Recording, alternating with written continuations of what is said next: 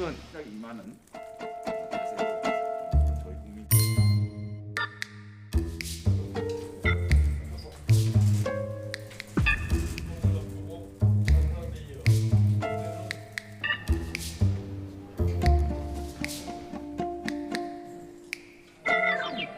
극빈의 생활을 하고 배운 것이 없는 사람은 자유가 뭔지도 모를 뿐 아니라 자유가 왜 개인에게 필요한지에 대한 그 필요성 자체를 느끼지를 못합니다.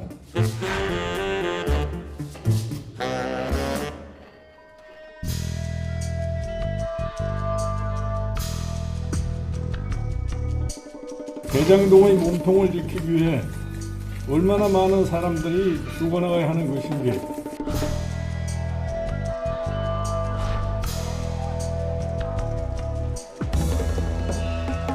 그때 실체를 명확하게 밝히고 상응하는 책임을 서로 부담하는 게 바람직하다.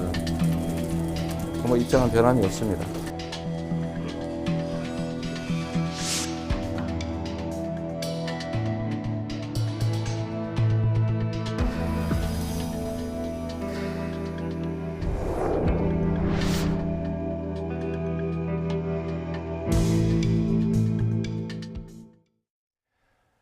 대선이 이제 76일 앞으로 다가왔습니다. 이번 대선 어느 때보다 혼돈 속에 치러지고 있습니다.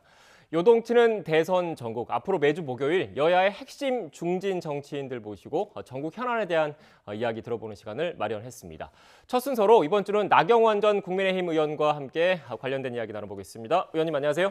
네, 안녕하세요. 네, 오랜만에 뵙는 것 같습니다. 잘 예, 지내셨습니까? 정말 네. 오래간만입니다. 지금 당 대표 경선 때 한참 공개 활동을 하시고 나서 그동안 좀 그 공개 활동을 좀 자제하셨던 것 같은데 어떻게 지내셨습니까? 뭐 당대표 경선 이후에 네. 사실은 우리 대선 후보 경선이 네. 있었을 때에는 저는 방미했었습니다. 그래서 네. 미국 워싱턴에서 한 달 보름 정도 있다가 귀국했고요. 그리고 나서는 제가 뭐 백의 종군하겠다고 말씀드렸잖아요. 그래서 뭐 동작구 저희 지역 네. 구 열심히 현장을 다니고 있습니다. 백의종군 하신다고 하셨지만 그래도 의원님의 무게감 자체가 있기 때문에 과연 어떤 행보를 보일까 궁금하신 분들 많을 텐데 또 이렇게 저희 방송에 나와주셔서 감사하다는 좀 말씀 좀 드려야 되겠네요. 감사합니다. 네. 그럼 현재 선대위에서는 직책은 없는 겁니까? 네, 제가 선대위에서는 특별한 직책은 없고요. 네. 그러나 뭐 선대위의 직책이 중요한 것이 아니라 결국 대선 승리를 위해서 저의 위치에서 할 일을 하는 것이 중요하다 생각을 하고 저는 뭐 우리 지역구인 동작구부터 열심히 좀 챙겨보는 게 시작이겠다 네. 생각하고요. 그래서 요새 연일 뭐 지역에서 우리 핵심 당직자들하고 회의도 하고 앞으로 대선 전국에 어떻게 우리가 대책을 마련할까 논의도 네. 하고 있습니다. 알겠습니다. 일단 오랜만에 또 공개적으로 모습을 비춰주셨기 때문에 어떻게 네. 지내시는지 근황을 먼저 여쭤봤고요. 본격적인 현안과 관련된 이야기를 나눠보겠습니다. 지금 국민의힘 내부 사정이 좀 복잡하지 않습니까? 관련된 녹취를 먼저 듣고 오겠습니다. 더 좀 강하게 잡고 좀 하시겠다고 하고 저도 그렇게 좀 해달라고 또 말씀을 드렸어요. 지금 시점에서 그와 같은 혼란을 갖다 또 일으키려고 생각을 하지 않습니다.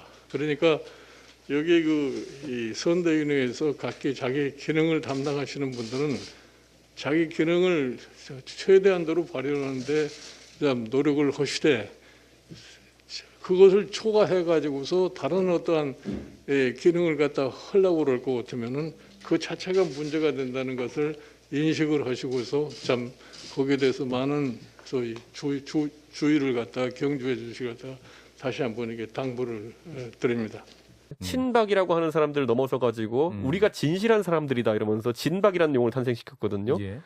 그들이 활개칠 때 그들의 위세가 두려워가지고 아무 말 하지 못하고 그때 총선 패하고 그래서 소수 의석을 가지게 되고 그 뒤에 국정 혼란에 빠지고 국정농단 이후에 탄핵당하고 여기까지 온 거거든요. 그때 비겁했던 사람들이 그냥 벌 받고 있는 거예요. 그런데 지금 비겁한 사람들은 나중에 벌 받을 겁니다. 예, 저는 그거 너무 저한테 강하게 각인돼 가지고요. 저는 약간 트라우마가 있어요. 네, 국민의힘 관련된 녹취를 좀 들었는데 갈등이 좀 봉합되나 싶었는데 또 이렇게 좀 불거졌습니다. 현재 상황 전반적으로 의원님께서는 어떻게 보십니까? 국민 여러분들께 정말 송구하고 죄송하다는 말씀 드리겠습니다. 제가 여기에 대해서 뭐 무슨 평을 하는 것은 적절하지 않은 것 같고요. 저는 정말 송구하다 이런 말씀 드리고요. 총괄 선대위원장이신 김종인 위원장께서 중심을 잡고 수습하시겠다고 하시니까 우리가 김종인 위원장님을 잘 보고 있는 것이, 그리고 그분이 하실 수 있도록 힘을 드리는 게 맞다고 생각을 하고요. 이 사태에 대해서 누가 옳으니 아니니 이렇게 했으면 좋겠느니 하는 의견을 표명하는 것 자체가 또 다른 갈등을 일으킬 수 있다고 생각합니다. 송구하지만 조금만 기다려 주십시오. 저희 잘 만들어서 여러분들 다시 믿으실 수 있는 그런 국민의 힘으로 저희가 힘을 모으겠습니다. 네. 평가를 하는 게 또 다른 갈등을 불러올 수 있어서 좀 조심스럽다는 말씀이신 것 같은데, 그래도 또 궁금하신 시청자 여러분들이 계시니까 뭐 이 정도 하시죠. 이거는 제가 뭐 더 네. 물어보셔도 제가 누가 옳다 이건 이렇게 해야 됩니다 하고 얘기를 드리기는, 저희가 지금 우리 당내 의원님들도 다 그런 마음이실 거예요. 네. 하시고 싶은 말씀이 얼마나 많으시겠습니까? 네. 또 해법도 있겠지만 저희가 그거는 다 자제하는 게 지금 저희가 해야 될 국민에 대한 도리라고 생각합니다. 알겠습니다. 그러면 제가 그 부분은 여쭙지 않고 그렇다면 네. 이 말씀을 드릴게요. 현재 이렇게 갈등 국면에서 김종인 위원장이 다시 어떻게 보면 핵심적인 역할을 맡게 됐습니다. 지금 국민의힘 선대위를 놓고 항공모함 선대위다 이런 얘기도 좀 많이 나오고 있는데, 지금 김종인 위원장이 꺼내고 있는 카드는 항공모함 선대위는 그대로 유지를 하되 기동 헬기를 띄우겠다 이런 방향성인 것 같아요. 네. 뭐 김종인 위원장께서 정리하시는 대로 이제 정리돼 가면 된다고 생각하고요. 네. 저는 이제 선거운동에서 뭐 다른 건 다 말씀 안 드리겠는데, 핵심은요. 저희가 이 선거운동할 때마다 하는 이야기가 있습니다. 네. 표는 현장에 있다. 그래서 우리가 정말, 제가 이제 저희 동작 지역구 챙긴다는 말씀을 드렸는데, 모두 하방해서 우리 각자 현장에서 다 뛰시면 우리 좋은 결과 만들어갈 수 있다고 생각합니다. 네, 알겠습니다. 지금 나경원 의원님 이렇게 모셔놓고 다른 당 소식을 좀 제가 좀 전해야 될 것 같은데, 앞서 저희가 뉴스로 전해드리긴 했지만 그 민주당 이재명 후보와 이낙연 전 대표가 51일 만에 전격적으로 오찬 회동을 합니다. 관련된 화면이 좀 들어온 것 같은데요. 이걸 먼저 보고 오겠습니다. 아닙니다. 뭐 대표님 배려해 주신 덕에 열심히 하고 있습니다. 잘 보고 있어요. 네, 제가 막 여러 가지 부족한 게 많아서 우리 대표님께서 잘 좀 보살펴 주시면 뭐 지금까지도 잘 보살펴 주셨는데요. 너무 이제 산이 많아서 대표님이 많이 좀 업어 주십시오. 예, 좀 이따 넉넉히 얘기하고. 네, 네. 두 분 일어나셔서 압수 한번 하시죠. 아, 그럴까요? 네, 네. 손 잡고 압수. 이쪽 찾아보시죠. 네, 예, 예. 연습하겠습니다. 네. 그래요? 네. 감사합니다. 우리 다음 일정은 몇 시? 아, 시간 뭐 충분합니다. 거기에 맞춰. 네, 괜찮습니다. 저희가 오늘 끝나는 시간 열고 있는데 양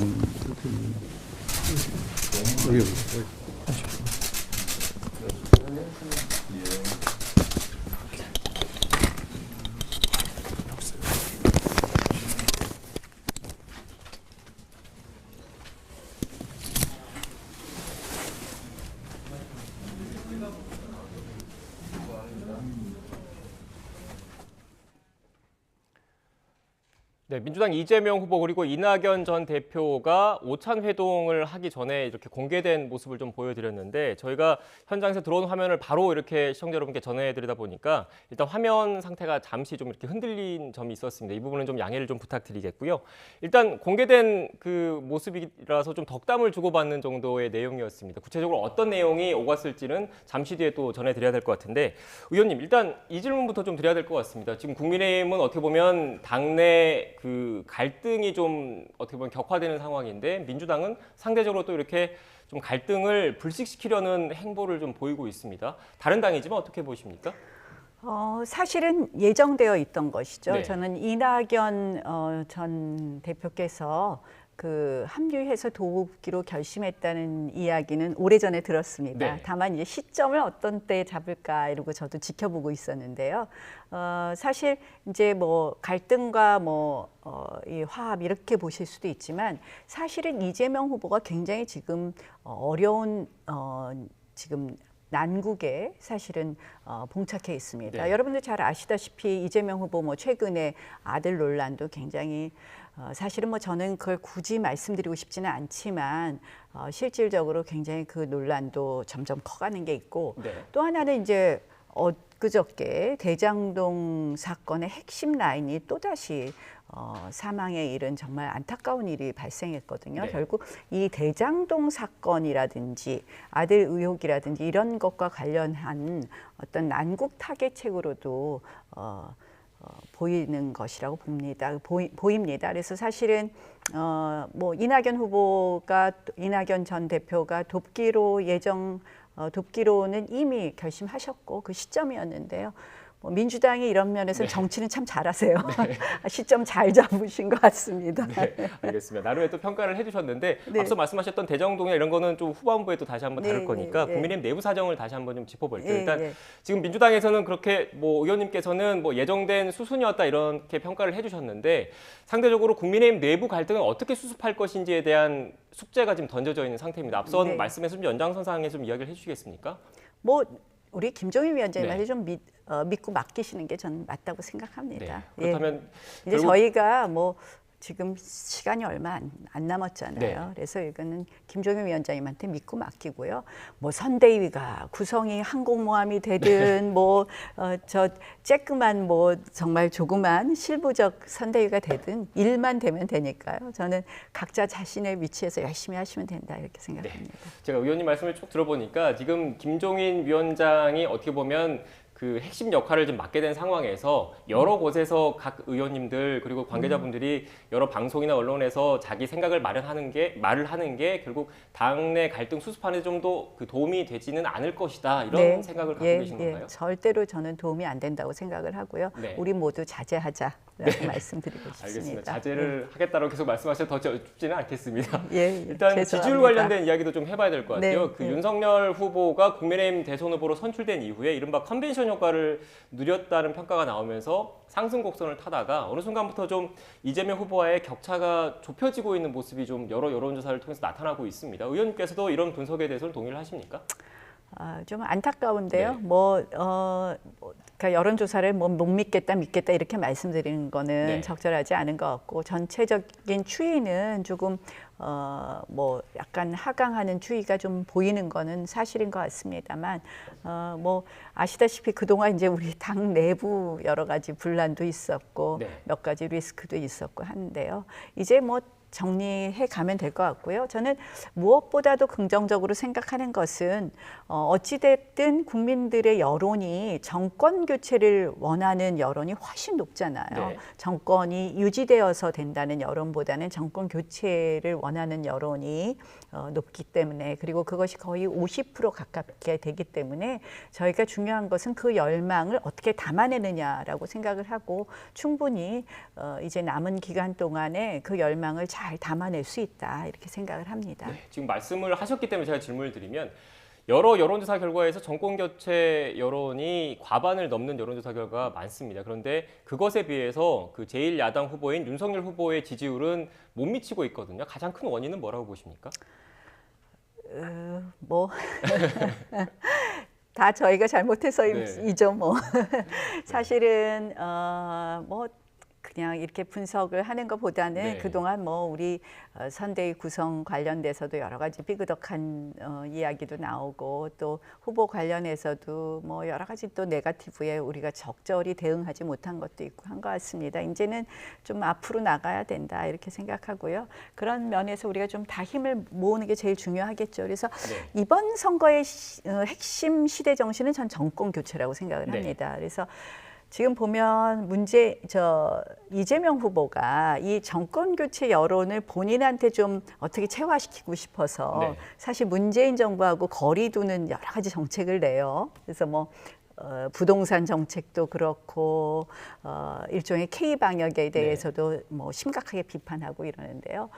저는 그렇게 노력하시지만 결국 이재명 후보의 어떻게 보면 본질은 바뀌지 않는다고 보거든요. 그거는 추미애 대표로 대표되는 추미애 전 대표가 맡으신 위원회가 새시대 전환위원회인가 대전환위원회인가가 있고요. 거기에 핵심이 지대개혁을 얘기하셨습니다. 그래서 저는 그 본질을 국민들께서 아실 거다. 그래서 정권 교체를 원하시는 분들은 저희에게 지지를 주실 거라고 생각합니다. 네, 결국 정권 교체 여론이 더 높은 만큼 그 아직 윤석열 후보에게 표심을 주지 않고 있는 그 부동층을 얼마나 끌어오는 게 관건이고 네. 그걸 위해서 노력을 하겠다 이렇게 제가 좀 네, 이해를 예. 하면 될 것 같고요.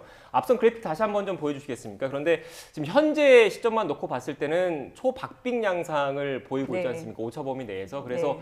지금 일각에서는 지금 보시는 것처럼 심상정, 안철수 이렇게 김동연 후보처럼 이른바 제3지대와의 단일화 가능성도 열려 있는 것 아니냐, 단일화도 좀 추진해야 되는 것 아니냐 이런 여론도 나오고 있던데 의원님께서는 어떻게 생각하십니까? 뭐 당연히 네. 뭐 이런 부분에 대한 생각도 해야 되겠죠. 또 안철수 후보 네. 같은 경우 또 김동연 후보는 뭐 사실은 좀 왔다 갔다 한다고 생각을 하는데요. 정권 교체라는 시대 정신에 대해서는 다 동의하실 거라고 생각을 하고요. 그 큰 길에 같이 할 수 있지 않나 이렇게 생각합니다. 네, 알겠습니다. 지금 제3지대와의 단일화 여부도 좀 중요한 변수 가운데 네. 하나일 것 같으니까 좀 지켜봐야 될 것 같고 네. 윤석열 후보가 결국은 지금 아직 표심을 제대로 주지 않는 사람들의 유권자들의 마음을 얻어오는 게 중요하잖아요. 그런데 최근 들어서 또 일각에서는 뭐 잦은 실언 논란, 가족 리스크 이렇게 또 변수가 되는 것 아니냐 이런 비판적인 시각도 있습니다. 어떻게 보십니까? 뭐 이제 어떻게 보면은 정치를 처음 하시다 보니까 우리가 이제 정치인으로서 해야 되는 말, 안 해야 되는 말 이런 부분에 대해서 이렇게 조금 아직 준비가 아까 뭐 아직 그런 부분에 대해서 모르시다 보니까 너무 솔직하게 말씀하시다가 약간 그게 실언으로 되는 경우가 있다고 생각을 하는데요. 저는 사실은 전체적으로 우리가 그동안 선거운동을 함에 있어서 이게 너무 방어적인 선거운동을 하면서 이게 모든 자꾸 이게 1등 후보에 대해서만 자꾸 네거티브가 많이 나온 것 같아요. 네. 사실은 윤 후보에 관련된 것은 윤 후보 본인에 대한 의혹이 아니잖아요. 근데 사실 이재명 후보의 어떤 후보 본인에 대한 신뢰도 부분에 대한 검증은 사실은 전혀 수면 위로 안 올라오더라고요. 네. 저는 깜짝 놀랐어요. 사실은 저도 뭐 이재명 후보가 성남시장도 하고 경기도지사도 하셔서 그동안 뭐 유의해서 안 봤는데 보니까 뭐 그 전과 사법이라고 우리가 늘 얘기하는데 보니까 내용이 음주운전, 뭐 검사 사칭, 또 그다음에 공무집행 방해 뭐 네. 이런 거라서 별로 내용이 안 좋더라고요. 또 그 밖에도 다른 여러 가지 논란이 있지 않았습니까? 그래서 그런 면에서 좀 본인에 대한 검증들이 되고 후보 본인에 대한 이야기가 좀 돼야 되는데 그동안 이렇게 다른 쪽으로 뭐 선거 국면이 진행되었던 것 같습니다. 그래서 우리가 좀 하여간에 민주당이 선거운동 잘해요. 저희가 부족해요, 국민의힘이. 네, 대통령을 뽑는 선거이기 때문에 본인에 대한 검증에 집중해야 네. 되는데 뭐 가족 리스크라든지 이런 쪽에 너무 네거티브 공세로 가는 것 아니냐 이런 취지의 말씀이신 것 같은데 또 네. 민주당 쪽에서는 뭐 그 발언과 관련된 뭐 이야기는 여러 이야기는 있지만 대통령의 부인 역시 공적인 역할을 같이 수행을 하기 때문에 충분히 국민적인 검증이 필요하다 이렇게 또 주장을 하고 있더라고요. 뭐 이제 부속실 없애신다는 말씀이 네. 아마 영부인의 그런 공적인 활동은 안 하는 쪽으로 하시겠다 이런 취지 아닌가 이렇게 생각을 하는데요. 네.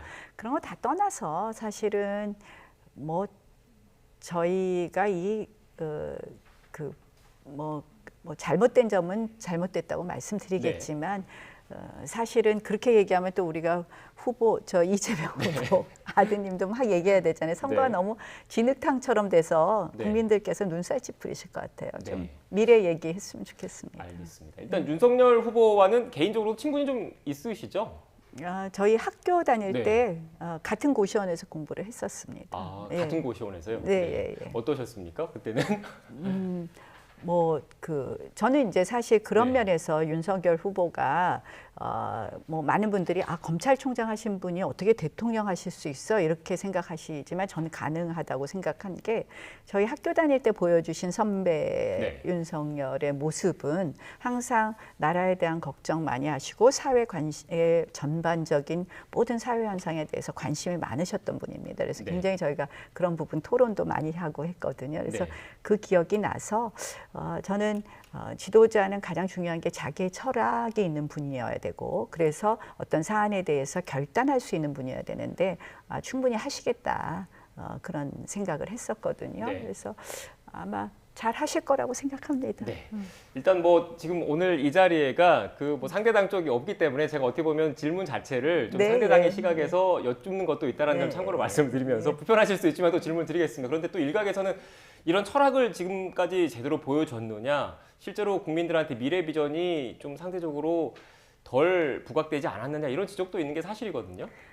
아유, 그동안 뭐 아시다시피 한 달 동안 우리 선대위 구성 갖고 계속 뭐 찌그덕찌그덕해서 후보도 너무 고생하셨죠. 뭐 울산까지 쫓아가시고 뭐 그러다 보니 후보의 비전이 나올 시간이 없었어요. 정말 안타깝다고 생각을 하고 그래서 지금부터라도 그 후보랑도 저희가 엊그저께 우연히 이렇게 잠깐 말씀을 들었는데 이 나라를 어떻게 정말 혁명적으로 바꿔야 된다라는 생각을 많이 하시더라고요. 왜냐하면 지금 이제 4차 산업혁명 시대에 지금 대한민국이 이 중심을 못 잡으면 저희가 미래 먹거리가 없어집니다. 제가 이제 아까 한 달 방미한 얘기를 했는데요. 저희 이번에 미국 방문해서 깜짝 놀란 것이 미국 국무성분이나 이런 분들이요. 예전에는 저희를 보면 늘 북한 얘기하고 북핵 얘기를 했는데 이번에는 북한 얘기, 북핵 얘기는 그냥 5분 정도 잠깐 하시고 다 하시는 말씀이 이코노믹 시큐리티, 경제 안보를 얘기하세요. 그래서 바로 미래 먹거리에서 어떻게 글로벌 공급망을 구축하느냐, 거기에서 한국하고 어떻게 협력할 거냐, 전부 그 얘기를 하시거든요. 그래서 그런 부분에 있어서는 정부가 어떤 철학을 갖고 있냐 굉장히 중요하고요. 그런 이코노믹 시큐리티 관계에서 왜 중요하냐, 저는 우리 국민의힘 후보가 되어야 된다고 생각하냐면 이거는 바로 이 미국, 중국 사이에서 우리가 어떤 입장을 취하느냐라고 생각을 합니다. 그래서 과거에는 경제는 중국과 안보는 미국과가 되지만 지금은 이제 더 이상 그러한 이야기가 통하지 않는 시대가 되었습니다. 결국 미중 사이에서 어떻게 우리가 스탠스를 정하고 그것이 우리 미래 먹거리를 어떻게 만들어야 되느냐를 판단해야 될 시기고 그런 면에서는 역시 한미동맹을 그냥 안보동맹에서 경제동맹으로 업그레이드하는 그런 쪽으로 가야 된다고 생각하기 때문에 그런 면에서 사실 이제 제가 안타까웠던 거는 갔더니 우리 정부는 우리가 이제 그런 몇 가지 산업에서 굉장히 기업 경쟁력이 있는데 그것 때문에 미국 정부 관계자나 조야에서 전부 다 이제 한국하고 대화를 하는데 그걸 기화로 해서 우리가 좀 미래 먹거리에서 우리가 선도할 거 이런 걸에 대해서 논의를 해야 되는데 가서 종전선언 해달라고만 얘기하고 계시더라고요. 그래서 야, 이게 지금 이런 시각으로 접근해서는 미래가 없다. 그래서 저는 그런 면에서도 국민의힘이 집권한다면 훨씬 우리 미래에 도움이 된다고 생각을 하고요. 거기에 대한 인식은 확실히 하고 계십니다. 그래서 후보께서 또 뭐 대통령이라는 자리가 혼자 하시는 게 아니잖아요. 그 철학을 가지고 계시고 많은 또 훌륭한 자원들이 옆에서 같이 일하는 거니까 충분히 잘 하실 거라고 생각합니다. 알겠습니다. 또 근데 민주당 입장에서는 종전선언을 통해서 한반도 평화가 좀 정착이 되면 이게 또 경제 성과로도 이어질 수도 있다. 이렇게 또 주장을 할 수도 있다. 거기에 대해서는 사실은 그동안 북한이 뭐 도발 안 했나요? 판문점 선언 이후에요. 우리 공무원도 뭐 정말 시신을 불태우고 그렇게 도발했잖아요. 근데 지금 뭐예요? 우리가 그동안 북한의 도발을 무시한 거예요. 북한이 도발을 안 한 게 아니라. 그리고 지금 문재인 정부 동안에 북한의 핵 능력은 어마어마하게 고도화됐습니다. 그래서 그런 이야기는 사실은 맞지 않은 이야기라는 걸 국민들께서 잘 아실 거라고 생각합니다. 일단 뭐 저는 또 그 상대적으로 말씀을 전달했다는 말씀 좀 드리고요. 지금 본격적으로 또 그 의원님께서 공세를 펼 수 있는 시간일 것 같아요. 대장동과 관련된 이야기를 좀 해봐야 될 것 같은데 관련된 녹취를 먼저 듣고 의원님과 대담 이어가겠습니다. 대장동의 몸통을 지키기 위해 얼마나 많은 사람들이 죽어나가야 하는 것인지 국민의 의심에서 벗어나려면 지금 즉시 민주당의 특검 실시를 지시해야 할 것입니다. 지금 뭐 너무 많은 사람들이 저도 뭐 국민의 한 사람으로서 참 이해가 안 되는 그런 상황입니다. 여야 협의를 통해서 해야 될 테니까요. 어쨌든 제 입장은 어쨌든 실체를 명확하게 밝히고 상응하는 책임을 서로 부담하는 게 바람직하다. 그 뭐 입장은 변함이 없습니다. 네, 의원님, 대장동 개발 사업을 추진하는 과정에서 실무진 핵심 역할을 했던 분들이 잇따라 극단적인 선택을 하면서 좀 안타까운 일이 발생을 했는데 어떻게 생각하십니까? 저는 진짜 이 사건은 검찰이 수사를 제대로 안 하기 때문이다. 네. 정말 몇 명이 더 죽어나가야 되느냐 하는 말씀을 아까 김종인 위원장도 하시던데요. 딱 맞는 말씀이라고 생각을 합니다. 검찰이 수사를 안 하는 이유는 저희는 뭐 예견돼 있었다.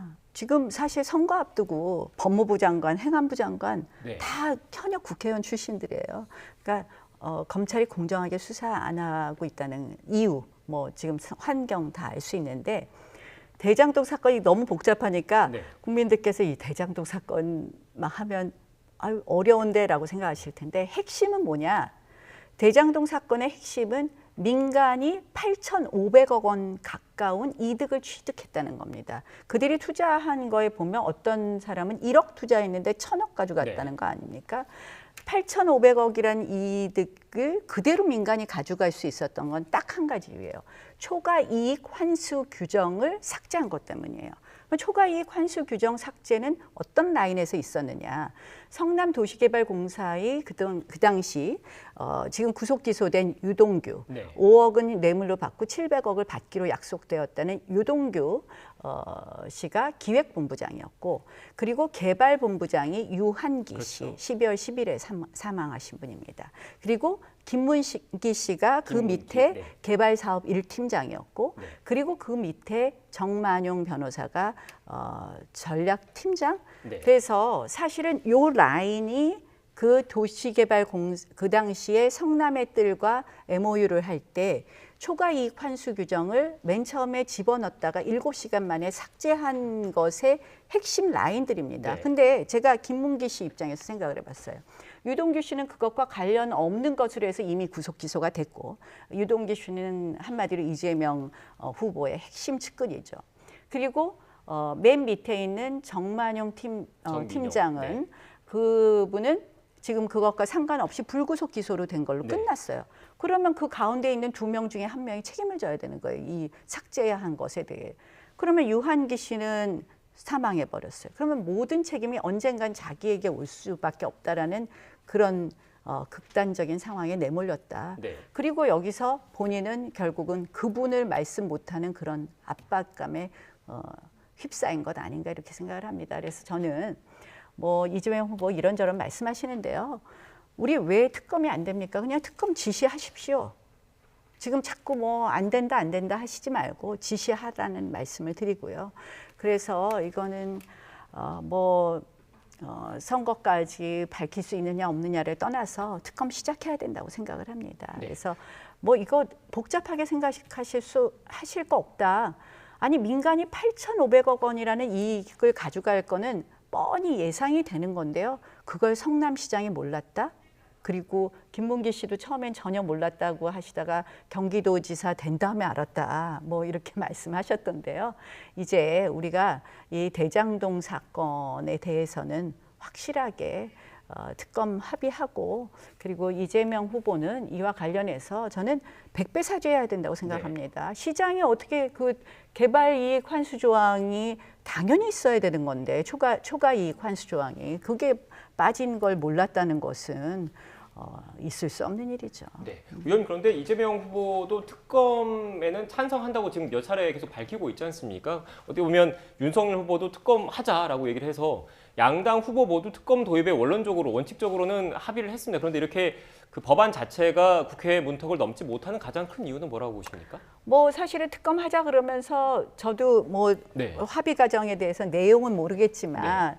뭐 사실은 특별검사를 임명하는 과정이라든지 여러 가지에서 본인들에게 유리하게 사건이 왜곡되게 하려고 주장하는 거 아닌가. 그러니까 야당이 정하자는 대로 다 하겠다 이렇게 말씀하시면 됩니다. 특검, 야당이 원하는 특별검사 임명하고 해서 내가 떳떳하게 받겠다. 이렇게 하시는 게 맞는 거 아닙니까? 네. 지금 사실 저희가 믿을 수 있는 검찰 수사기관이 하나도 없어요. 검찰은 법무부 장관이 지금 현역 정치인이고, 공수처는 제가 예전부터 얘기했지만 이미 뭐 사실은 이번 공수처의 이렇게 수사 행태를 보면 또 믿을 수 없고, 그러니까 특검을 가는 수밖에 없다. 이렇게 생각합니다. 네, 여야의 원내에서 특검 협의가 어떻게 되는지 좀 지켜봐야 될 것 같고, 네. 부동산 얘기 간단하게 해볼게요. 네, 지금 네. 의원님 지역구에서도 지금 집값이 좀 많이 올랐죠? 네, 예, 예. 네, 지금 많이 올랐습니다. 지역구에 계신 분들도 뭐 재산세라든지 종부세라든지 이런 보유세 부담을 이야기하시는 분들이 계십니까? 그럼요. 저희 뭐 어제도 우리 당직자들 네. 회의하시는데 6배 내셨다. 뭐 작년에는 30만 원 내셨는데 올해 160만 원 내셨다 그러면서 아주 한탄을 하시더라고요. 네. 그래서 근데 지금 이런 그 부담과 관련된 이야기가 나오니까 이재명 후보 쪽에서는 지금 다주택자 중과 양도세 중과 유예 방안도 좀 내놓고 있고, 물론 이 부분에 대해서는 청와대와 정부에서는 반대 입장을 분명히 했지만 또 1세대 1주택자 같은 경우에는 부담을 좀 완화하는 방안도 지금 검토를 하는 것 같습니다. 여기에 대해서는 어떻게 생각하십니까? 그러니까 이재명 후보가 지금 선거 앞두고 네. 사실은 입장을 바꾸시는 거예요. 네. 그러니까 어떻게 보면 이 정부의 가장 큰 실책으로 부동산 정책을 네. 얘기하니까 부동산 스탠스를 국민들 마음에 맞게 지금 이제 뭐 공시지가도 네. 그대로 동결해야 된다 이런 말씀도 하셨는데, 사실 2년 전에는 부동산으로 인한 불로소득은 모조리 환수해야 된다 이런 말씀하시지 않았습니까? 또 국토 보유세라는 것 자체도 사실은 토지를 가지고 있는 분들의 불로소득을 환수하겠다 이런 것에서 시작한 거라고 보여지는데, 네. 저는 선거를 앞두고 말씀을 이렇게 하시지만 네. 집권하시면 도로 문재인 정부 2가 된다라고 확신하는 것이 추미애 의원이 맡고 있는 새시대 전환위원회에서 지대개혁이라는 걸 추진하겠다는 네. 거거든요. 지대개혁의 핵심이 뭐냐? 결국 토지를 갖고 있는 것에 대한 어떤 그 불로소득은 다 환수하겠다. 라고 얘기를 하시는 건데요. 그게 사실 어떻게 됩니까? 이게 사실 문재인 정부 처음 들어서서 추미애 의원은 부인하지만 토지 국유화를 얘기했고 토지 공개념을 확대하겠다 그랬고, 이 일맥상통하는 방향입니다. 결국은 부동산 정책 안 바뀔 거다. 네. 이렇게 확신합니다. 네. 그런데 또 이재명 후보 쪽에서는 정책 상황이 바뀌었으니까 또 그 일반 시민들, 그 유권자분들의 지대개혁 생각해 보십시오. 지대개혁은요, 네. 한마디로 뭐가 되는 거냐면 토지 국유화로 가는 전 길이라고 생각을 합니다. 네. 사유 재산에 이렇게 개입하겠다. 지대를 지대. 이게 뭐 임대료 아닙니까? 토지 네. 임대료, 부동산 임대료인데 이거를 개입하겠다는 것은 사유 재산에 대해서 국가가 과도하게 개입하겠다는 반헌법적인 발상이다 이렇게 생각합니다. 네, 알겠습니다. 일단 뭐 나경원 전 의원님과 함께 이렇게 여러 이야기를 나눠봤는데 다음 주 이 시간에는 최재성 전 청와대 정무수석이 자리하십니다. 그래서 그때도 또 반대 입장에서 제가 또 이렇게 질문을 좀 드릴 테니까 의원님께서도 이해를 해주셨으면 좋겠고요. 다다음 주에 그러면 뵙는 거네요. 네. 다다음 주에 좀 뵙겠습니다. 네. 오늘 말씀 고맙습니다. 예, 고맙습니다.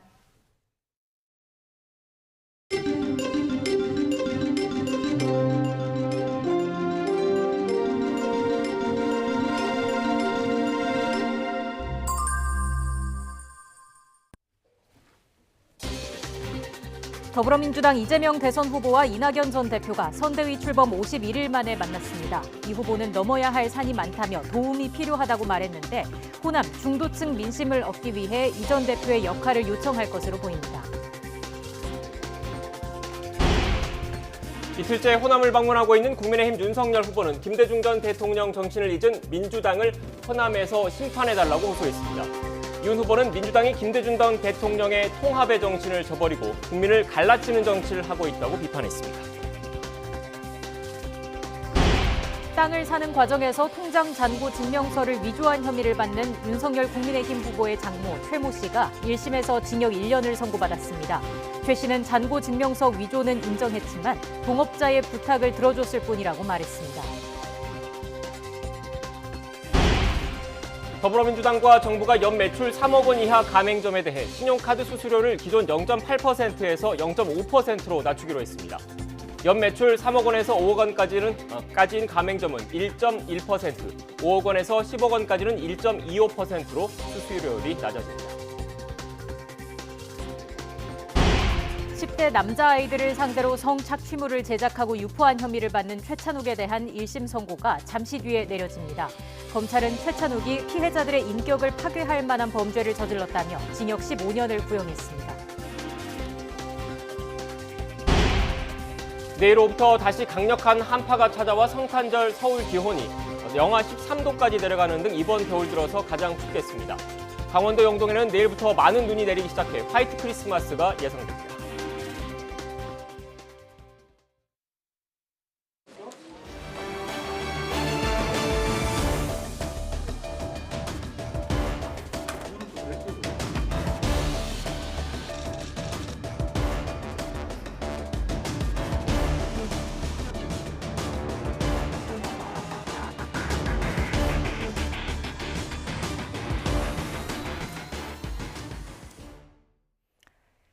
코로나19 신규 확진자가 6,919명으로 전날보다 537명 줄었습니다. 환자 급증세는 다소 주춤했지만 피해는 잇따랐습니다. 위중증 환자는 전날보다 20명이 추가돼 현재 1,083명으로 연일 역대 최다 기록을 이어가고 있습니다. 숨진 환자도 109명이 늘어 처음으로 세 자릿수를 기록했습니다. 누적 사망자는 5,015명, 치명률도 0.85%로 올랐습니다. 확진 이후 시간을 두고 위중증, 사망으로 진행되는 만큼 보름 전 7,000명 안팎의 확산세가 이어진 영향이 반영된 것으로 보입니다. 의료 대응이 중요하지만 환자가 집중된 수도권 상황은 좋지 못합니다. 수도권 환자만 5,044명으로 국내 발생의 73.6%를 차지합니다. 코로나19 확산세에 위중증 환자가 급증하면서 중환자를 치료할 의료 역량 확보에 비상이 걸렸습니다. 중앙사고수습본부 집계를 보면 어제 오후 5시 기준 수도권 중환자 전담 병상 가동률은 하루 전보다 0.5%포인트 낮은 85.1%를 기록했습니다. 지역별로 보면 서울 중환자 병상 가동률은 84.6%, 경기는 84.5%, 인천은 89.4%에 달했습니다. 남은 병상은 서울이 57개, 경기가 59개, 인천은 9개로 수도권을 통틀어서 125개에 불과합니다. 전국 중환자 병상 가동률은 79.1%로 전날보다 0.1%포인트 낮아졌습니다. 코로나19 위중증 환자 수가 1,000명 안팎을 오르내리며 병상 부족 문제가 이어지면서 정부가 장기 입원 환자에 대해 처음으로 병상을 비우라는 전원 명령을 내렸습니다. 중앙사고수습본부는 어제 21일 이상 코로나19 중환자실에 있던 환자 가운데 더는 중환자실 입원 치료가 불필요한 210명을 대상으로 전원 명령서를 보냈다고 밝혔습니다. 환자가 전원을 거부하면 감염병 예방법에 따라 진료 본인 부담금과 과태료가 부과될 수 있습니다.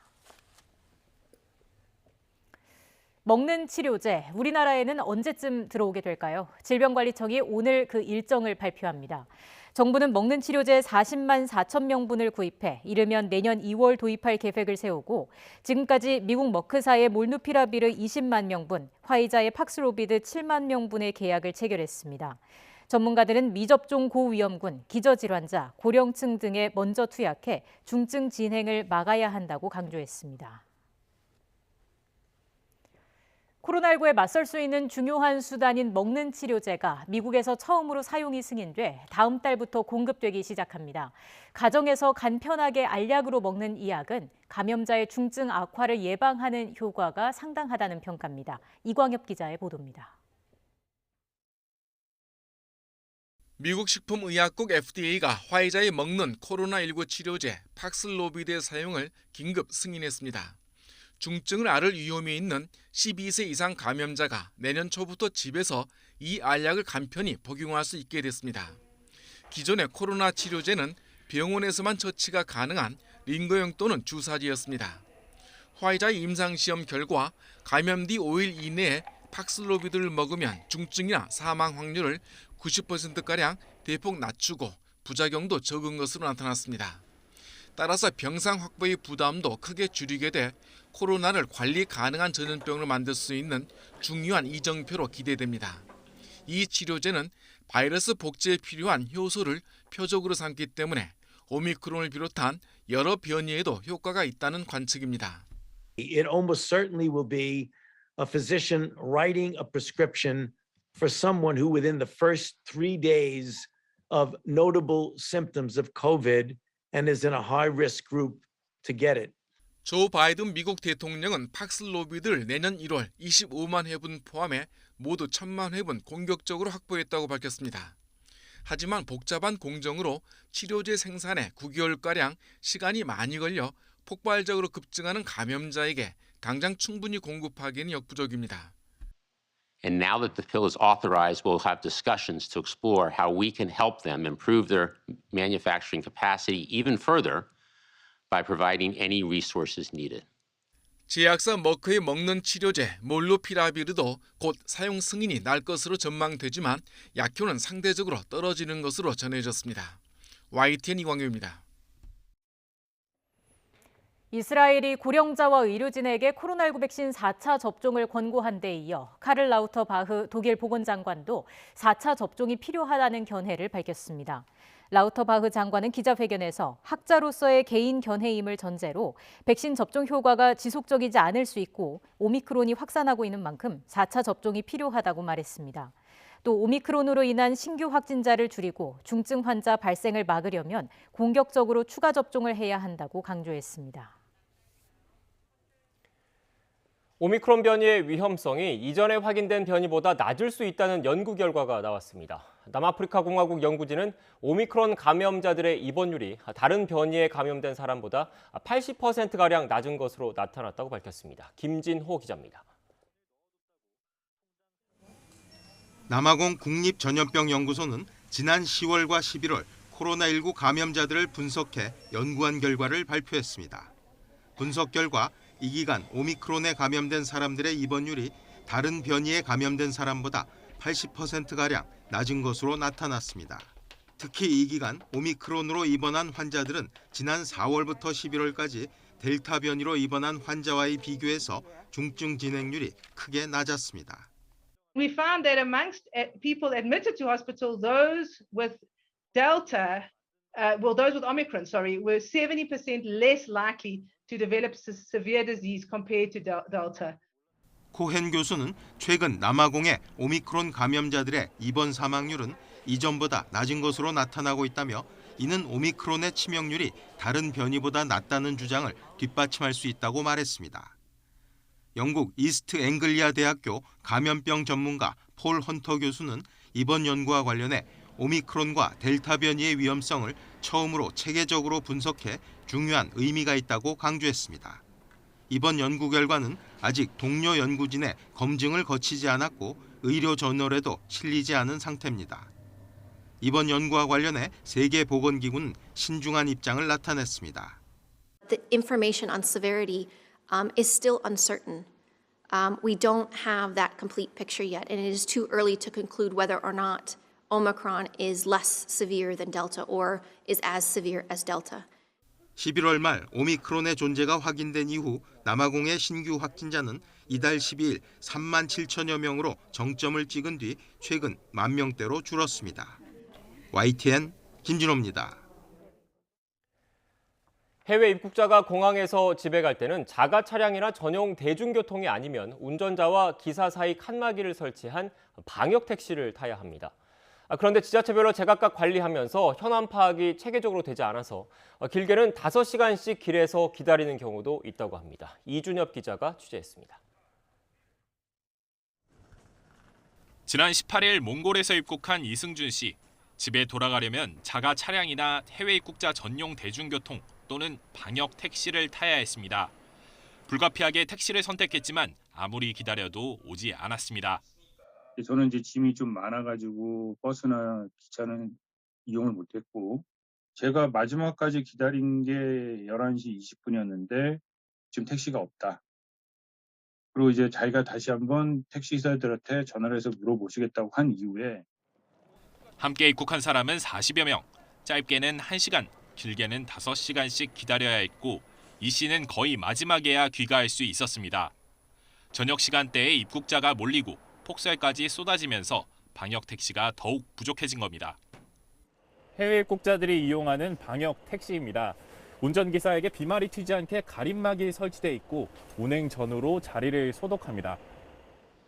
방역 택시는 공항 귀가뿐만 아니라 확진자가 입원할 때도 동원되면서 수요가 점점 늘어나고 있습니다.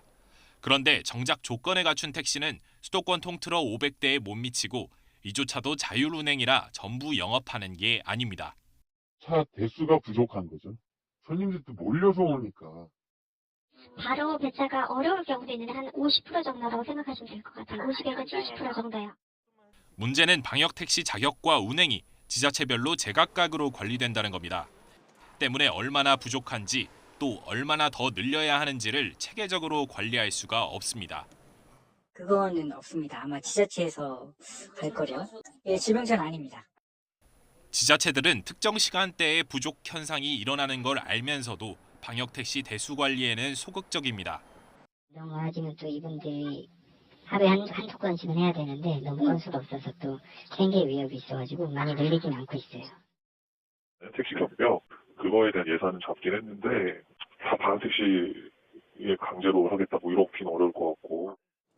해외 입국자 동선 관리를 돕고 때론 구급차의 확진자 이송을 대신하는 방역택시. 방역 조치의 중요한 수단인데도 체계적인 수급 관리가 안 되면서 불편은 고스란히 시민들의 몫이 됐습니다. YTN 이준엽입니다.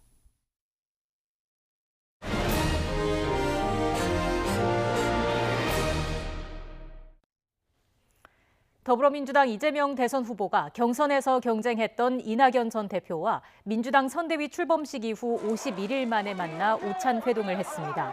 이재명 후보와 이낙연 전 대표는 오늘 낮 서울 중구에 있는 음식점에서 만났습니다.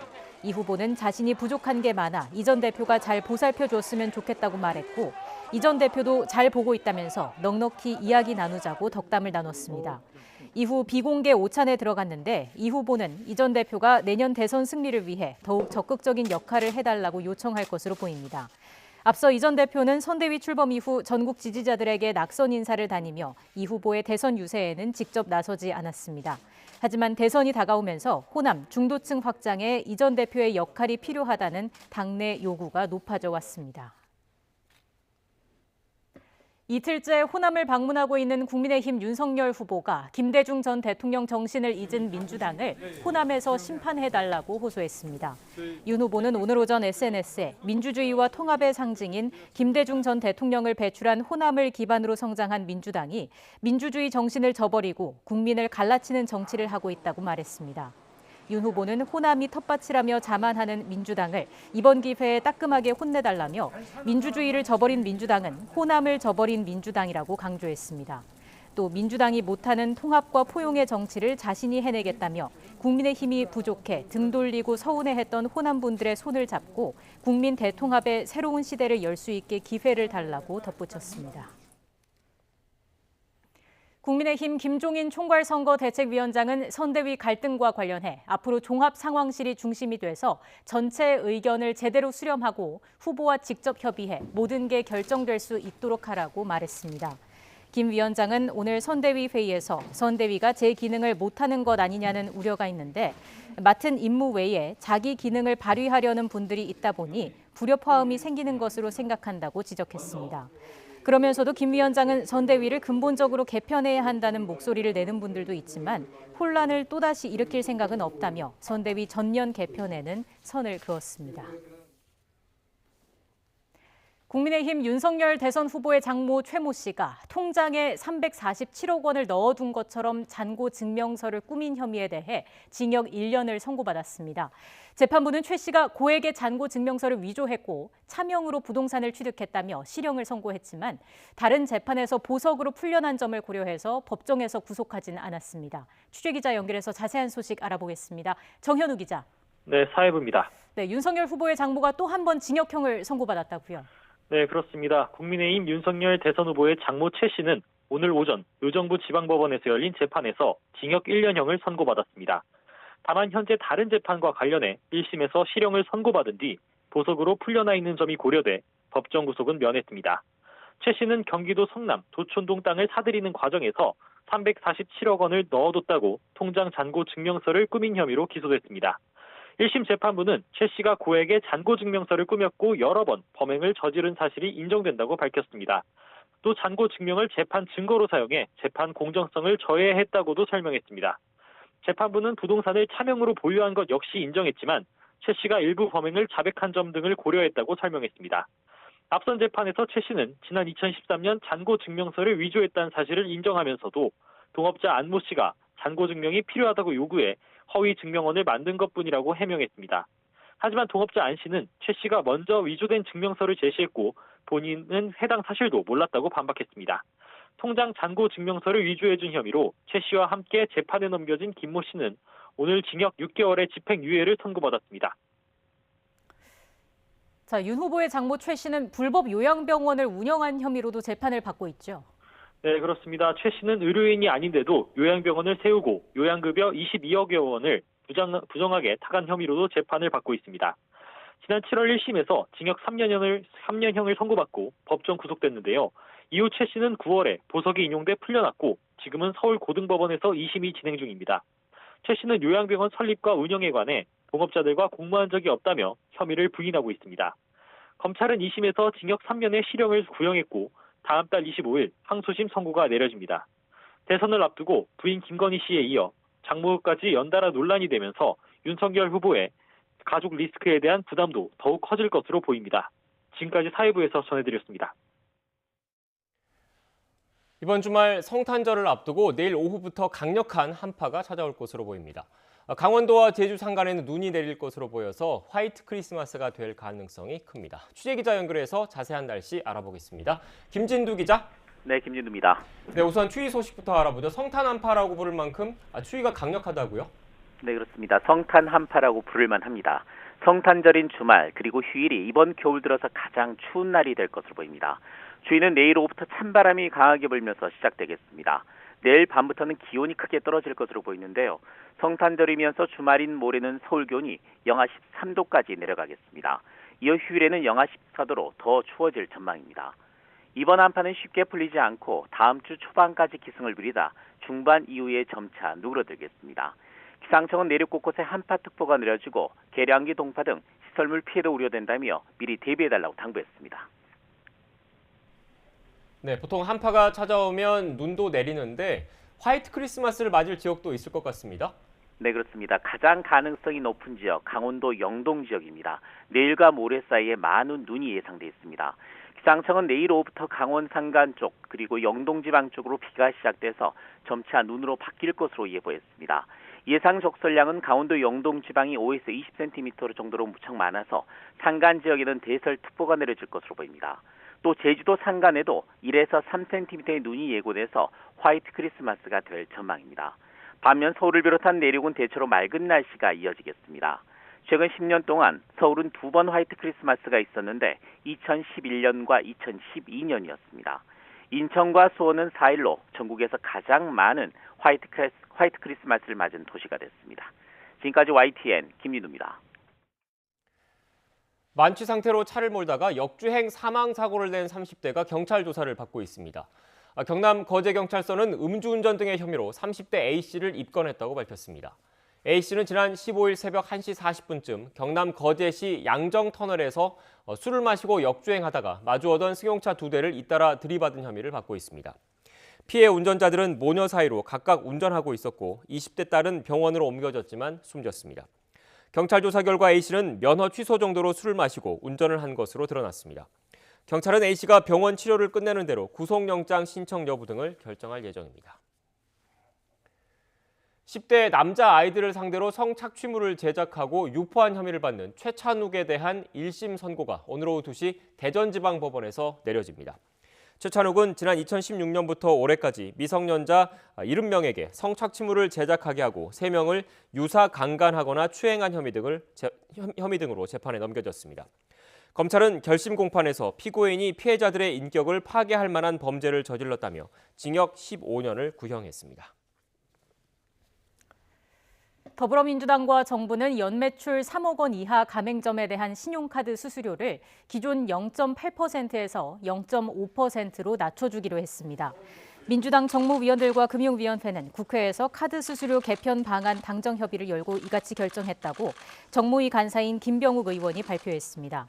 연 매출 3억 원에서 5억 원까지인 가맹점은 1.3%에서 1.1%, 5억 원에서 10억 원까지는 1.4%에서 1.25%, 10억 원에서 30억 원까지는 1.6%에서 1.5%로 카드 수수료율이 낮아집니다. 당정은 수수료율 인하가 적용되는 가맹점은 전체의 96%로 모두 4,700억 원가량의 수수료 부담이 줄어들 것으로 설명했습니다. 새마을금고와 저축은행 등 제2금융권에서 부동산 관련 대출을 중심으로 기업 대출이 급증해 위험 관리가 필요하다고 한국은행이 밝혔습니다. 한은은 국회에 제출한 금융안정보고서에서 9월 말 현재 비은행 기업 대출은 512조 2천억 원으로 2016년 이후 350조 8천억 원이 늘어 연평균 22.3% 증가했다고 밝혔습니다. 은행권 기업 대출 증가율이 같은 기간 연평균 6.4%에 그친 것과 대조하면 크게 증가한 것입니다. 가계대출 규제 강화에 대응해 비은행권이 상대적으로 규제가 느슨한 부동산 관련 기업 대출을 적극 취급한 것도 대출 증가 배경으로 작용했다고 분석됩니다. 서울 압구정역 상권의 하루 평균 매출이 136억 원으로 우리나라에서 가장 큰 것으로 나타났습니다. SK텔레콤은 상권별 업소 수와 카드 매출, 유동 인구 등을 토대로 빅데이터를 분석한 결과 이같이 나타났다고 밝혔습니다. 압구정역 상권이 매출 1위를 기록한 것은 SKT가 2012년 상권 분석을 시작한 이래 처음입니다. 압구정역 일대는 일평균 유동인구가 23만 명으로 전국 31위에 그쳤지만 유동인구당 매출은 약 5만 9천 원으로 최고를 기록했습니다. SKT는 명품 매장과 고급 레스토랑, 병원이 많은 이 지역의 상권 특성이 반영된 것으로 분석했습니다. 완성차 업계가 내년 1월부터 중고차 시장 진출을 선언했습니다. 국내 완성차 업계를 대표하는 한국자동차 산업협회는 내년 1월부터 사업자 등록과 물리적 공간 확보 등 중고차 사업을 위해 필요한 절차를 진행하겠다며 이같이 밝혔습니다. 협회의 정만기 회장은 완성차 업체의 중고차 시장 진입에는 법적 제한이 없지만 생계형 적합업종 지정을 고려해 시장 진입을 자제해왔다며 이제는 정부의 결정을 무작정 기다릴 수 없는 상황이라고 말했습니다. 최근 경남 남해안의 멸치잡이 업계가 도산 위기에 내몰리고 있습니다. 역대 최악의 흉작에 소비 부진까지 겹쳤습니다. 보도에 박종혁 기자입니다. 전국 멸치 어획량의 60%를 담당하는 경남 통영의 멸치 수협입니다. 경매에 내놓은 멸치를 쌓아놓는 야적장이 횡합니다. 예년 같으면 입구까지 가득 들어차야 하는데 야적장의 5분의 1 정도만 물건이 찼습니다. 보통 경매 시간이 1시간 이상, 수량이 한 8만 개에서 한 10만 개 정도의 수량은 출하가 되어야 됩니다. 그렇지만 지금 현재 10분 안쪽에 경매가 끝나고 있는 이런 정도의 불황을 겪고 있고, 지난 여름 유난히 높은 수온에 멸치알이 제대로 부화하지 못해 어획량이 급감했다는 게 업계의 판단입니다. 하루 출하 비용만 1,500만 원인데 바다에 나가봐야 적자만 쌓이는 실정입니다. 대출이라든지 임금 체불이 될까 싶어서 지원을 했는데 지금은 우리 조합도 힘이 없습니다. 이제 지금은 빗 속에 다 묻혀 있습니다. 어민들이. 여기에 코로나19 여파로 소비가 줄면서 가격도 뚝 떨어졌습니다. 지난해 마른 멸치 1.5kg 한 상자에 11,000원가량 하던 게 지금은 3,000원대까지 폭락했습니다. 어획량 감소와 가격 하락이라는 이중고에 많은 배가 조업을 포기했습니다. 경남의 52개 멸치 선단 가운데 17개 선단이 배를 줄이는 감척을 신청했습니다. 결국 멸치를 잡던 배가 해체되고 고철로 팔려나가고 있습니다. 이번에는 영감축을 하기로 했습니다. 도저히 견딜 수가 없어요. 10년 동안 근어망이 해가지고 이렇게 어렵기는 처음이에요. 도산 위기에 몰린 남해안 멸치잡이 어민들의 시름이 깊어가고 있습니다. YTN 박정혁입니다. 한국과 중국의 외교 차관이 오늘 오후 4년 반 만에 전략 대화를 개최합니다. 최종건 외교부 1차관과 러위청 중국 외교부 부부장은 화상으로 진행되는 전략 대화에서 내년 한중 수교 30주년을 맞아 한중 관계와 한반도 문제 등 양국의 상호 관심사에 대해서 논의할 예정입니다. 외교부 당국자는 한중 화상 정상회담이나 베이징 올림픽 참석 등에 대한 조율이 이뤄지느냐는 질의에 대해서 평소와 마찬가지로 중요한 의제 가운데 하나로 한중 고위급 인사 교류 문제도 다뤄질 것으로 보인다고 밝혔습니다. 전략 대화는 통상적인 양자 협의보다 전략적인 관점에서 지역과 글로벌 현안, 협력 방안 등을 폭넓고 심도 있게 협의하는 고위급 소통 채널입니다. 코로나 사태로 북한이 국경을 봉쇄하면서 임기를 마치고도 본국으로 귀환하지 못하고 있던 북한 주재 중국 대사가 귀국합니다. 이번 일을 계기로 북한이 국경 봉쇄를 일부 완화할지 주목되고 있습니다. 조승호 기자입니다. 최근 함경남도 장진군을 찾아 6.25 당시 장진호 전투에서 전사한 중국군 묘역에 헌화했던 리진쥔 북한 주재 중국 대사. 2015년 부임해 6년 9개월간 최장수 북한 주재 중국 대사로 근무한 리진쥔 대사가 본국으로 돌아갑니다. 조선중앙통신은 최룡해 국무위원회 제1부위원장이 어제 만수대 의사당에서 작별 방문을 하러 온 리진쥔 중국 대사를 만났고 환송 연회를 개최했다고 보도했습니다. 리진쥔 대사는 이미 지난해 임기가 끝나고 올해 2월에는 후임자까지 내정됐는데도 그동안 북한에 머물러야 했습니다. 지병인 당뇨로 본국 귀환을 희망했지만 북한이 코로나 유입을 우려해 국경을 봉쇄하고 외부와의 인적 물적 왕래를 철저히 차단했기 때문입니다. 북한이 코로나 방역에 얼마만큼 철저했는지는 지난 9월 김정은 국무위원장이 최고인민회의 연설에서 현 시기 공화국에 가장 중시하고 완벽해야 할 사업이라고 강조한 데서 엿볼 수 있습니다. 경애하는 김정은 동지께서는 현 시기 공화국 정부가 최대로 중시하고 완벽성을 기하여야 할 사업인 방역 대책을 더욱 강화할 때 대한 과업을 밝히시었습니다. 때문에 다가오는 베이징 동계올림픽에 북한이 어느 정도의 선수단이나 대표단을 보낼 수 있을지도 의문이었습니다. 그동안 우방국인 중국 대사의 귀국조차 허락하지 않을 정도로 코로나 차단에 주력했던 북한이 이번 일을 계기로 국경 봉쇄를 일부 완화하고 일정 수준의 교류와 교역을 재개할지 주목됩니다. YTN 조승호입니다. 전쟁 위기감이 높아지는 우크라이나 사태 해결을 위해서 미국과 러시아가 다음 달 초에 협상을 시작합니다. 극적인 돌파구가 마련될지 주목되고 있습니다. 허준석 기자입니다. 푸틴 대통령이 처음으로 군사적 조치를 직접 언급하며 긴장을 최고조로 끌어올렸던 러시아가 하루 만에 대화를 선언했습니다. Мы не хотим войны. Президент Путин об этом еще раз сказал, что нам конфликты не нужны, и мы надеемся, что никому другому конфликты тоже. 이에 따라 미국과 러시아, 나토와 러시아의 협상이 다음 달 잇따라 시작됩니다. 물론 낙관할 수만은 없습니다.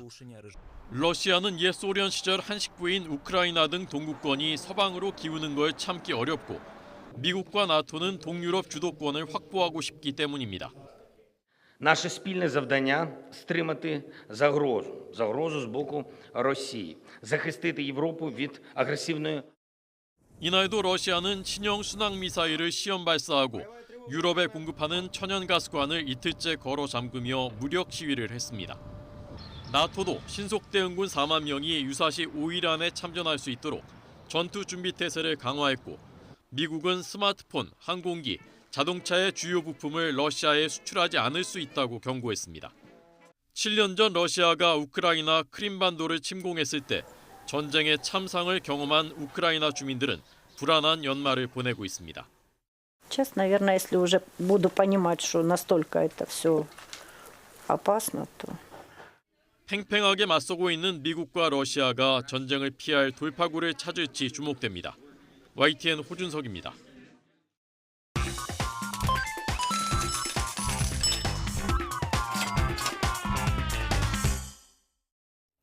오늘의 경제지표입니다. 먼저 국내 증시부터 보시겠습니다. 개인의 매도 물량을 외국인과 기관이 받아내며 상승세를 보이는 코스피, 3,000선 회복 시도를 이어가고 있습니다. 오미크론 우려 완화에 미 증시가 상승 마감한 영향으로 보입니다. 코스닥도 기관의 매수세에 1,000포인트 선에서 상승 흐름을 유지하고 있습니다. 이어서 미국 증시 전해드리겠습니다. 이틀 연속 상승 마감했습니다. FDA가 화이자의 먹는 치료제를 긴급 사용 승인했다는 소식에 시장이 안도했습니다. 이어서 이 시각 환율 상황 보시죠. 위험 자산에 대한 투자가 이어지면서 원달러 환율은 하락세를 보이고 있습니다. 현재 1,180원대 중후반대까지 내려왔고요. 위안원 직거래 환율은 1위안당 186원 선 기록하고 있습니다.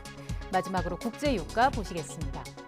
미국의 원유 재고가 시장의 예상보다 크게 감소했다는 소식에 강세를 보였습니다. 지금까지 오늘의 경제지표였습니다.